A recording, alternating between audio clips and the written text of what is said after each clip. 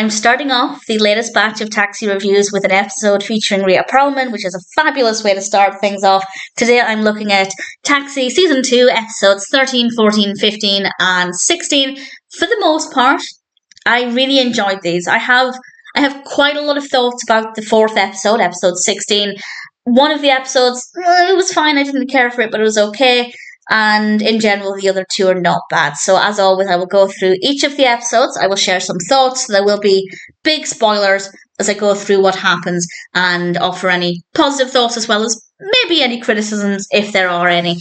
And the first one is Season 2, Episode 13, Louie Meets the Folks. This is directed by the wonderful James Burrows. All four of these are directed by the wonderful James Burrows. And this one focuses on Louie meeting Zena's parents. He was reluctant to do this, but he goes along and he drags Alex along as well to prove that he has good friends and to kind of make him look better. And it's a lot of fun. Louie isn't making the best impression. He doesn't seem to realise that he's not making the best impression, but in a way, it's kind of charming. He's just being himself. And I think that's a really great quality. And everything goes really well. We have Camilla Ashland and John C. Becker playing Zena's parents. And we have a moment, my favourite moment in the whole episode, towards the end. Mrs. Sherman speaks with Louie and gives him her blessing to date Zena, but not to marry her. It's not time for that yet. And she she said that it's not time for marriage, or, and I quote, "I'll have you killed." And it was so chilling the way she said it, and I just absolutely loved it. And it was very clear that in that moment, Louie was quite scared, and I thought it was great. It was a really brilliant scene. Nice to meet Zena's parents. I love Zena. I love Rhea Perlman. Obviously, I was very happy that she was in another episode. I haven't looked ahead, and I don't want the spoilers. I don't want to know in any real detail, but I'm hoping that she appears in it some more times. But we'll see if that's going to be the case or not. But it's a really, really enjoyable episode. We then come to Season 2, Episode 14, Jim Gets a Pet. And this is the one where I wasn't that bothered about it. I don't have many thoughts. Jim is gambling and then he buys a racehorse. And then we go over to Jim's apartment, which was quite nice.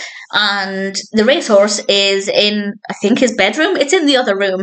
And it turns out that Gary the horse has died, which I wasn't expecting, to be fair. And then they have a service for him, and that's basically it. It was nice to see the horse. They technically didn't even have to do that. Although I will say that, I guess the reveal, that shocking moment when there's just a random horse in the garage, that was quite shocking. But they easily could have told this story without ever showing the horse, because that's the only time we see the horse. So they went the extra mile there, and I appreciate that. But I feel like it just wasn't the most interesting. And yes, there were some moving moments. The ending was really flat, though. The ending felt like it just kind of cut off. I didn't like the last couple of seconds. It was a bit heartfelt, but it felt like we were missing a scene or missing some dialogue exchange or something. So that wasn't great, but I didn't hate the episode. I wasn't bored. I just didn't love it. We then come to Season 2, Episode 15, The Reluctant Fighter, directed again by the wonderful James Burrows. And we have Armando Muniz playing Benny Foster, who wants to make a comeback in fighting, and Tony has the chance to fight against him, and he thinks brilliant, he's going to win, it's going to be fabulous for his career. But then we learn that the reason Foster is wanting to fight is because a kid in a wheelchair looks up to him, and he wants to do the fight and dedicate it to this kid in the wheelchair. And I'll come to the kid in the wheelchair in a moment. I was genuinely curious to see what Tony would do, and it didn't go the way I was expecting. I honestly thought, and I'm not saying that I wanted this to happen, but I thought Tony would lose the fight because he couldn't upset the little boy whose hero would lose the fight. But Tony won, and massive credit to him. And I wasn't expecting that. And then he has a lovely talk with the kid in the wheelchair. His name is Brian. He's played by Mark Anthony Danza, who is Tony Danza's real life son, which I thought was just so lovely. And he then takes Brian down to the garage, and Brian gives Louie a hug, which is a really lovely moment. And I was kind of thinking, what's going on here? Why is this seems like it should be funny. And then a second later, as Louie walks off, Brian reveals that he stole Louie's wallet, which I don't condone, but it was very funny. It was a really great episode. I think it was very unpredictable. As I said, it's not the direction in which I thought it was going, and I had a lot of fun with it, and great to meet Tony Danza's actual son as well. And then we come to season 2, episode 16, Tony and Brian, and here again we have Tony Danza's son playing Brian, and this is not what I expected. Nothing about this episode played out the way I thought it was going to, and I don't know how I feel about it. I think it's very unrealistic, and I don't love it, but I'm very keen to see what happens next. Brian is up for adoption, and it seems like he's maybe going to be adopted by these rich people, and the gang at the garage encouraged Tony to consider adopting him. I have to say, that's not great. You shouldn't just start considering adopting a kid because your friends suggest maybe you could do it, and then the next day you're adopting the kid. That's kind of what it seems like Tony thought was going to happen. But Brian goes with this rich family, and then Brian is actually, we meet the rich family. It's a really fun scene, and I think it worked really well, and Tony is obviously really upset, and there is a moment quite early on in the episode, I think it's early on, where Tony is upset about Brian, who's going to be choosing the rich family, and the others had gathered at his apartment, and they all hid in the bathroom while Brian came over to tell Tony his decision. It wouldn't be his decision, that's not how it works, but nevertheless. And after Brian leaves, everybody comes out of the bathroom except Jim, and then a couple of seconds later we hear from the doorway, "Ready or not, here I come," Jim announcing that he's leaving the bathroom. That was probably my highlight of the whole episode. And then things just get a little bit ridiculous. Alex is really annoyed that Brian chose the family with the money over Tony. First of all, it wouldn't really be Brian's choice. That's not how it works. And how dare he be annoyed at the child? The child who is being made to make an incredibly adult decision. The child choosing the family who's going to give him more financial stability and a better chance at life. That's not to say that those parents are better for him than Tony, but I absolutely think that in the moment, he made a safer decision. And Alex has no business being annoyed at Brian. But they're all annoyed at Brian. So they go to the Brennans. And while they're there, obviously they're there to try and convince Brian that he made a bad decision.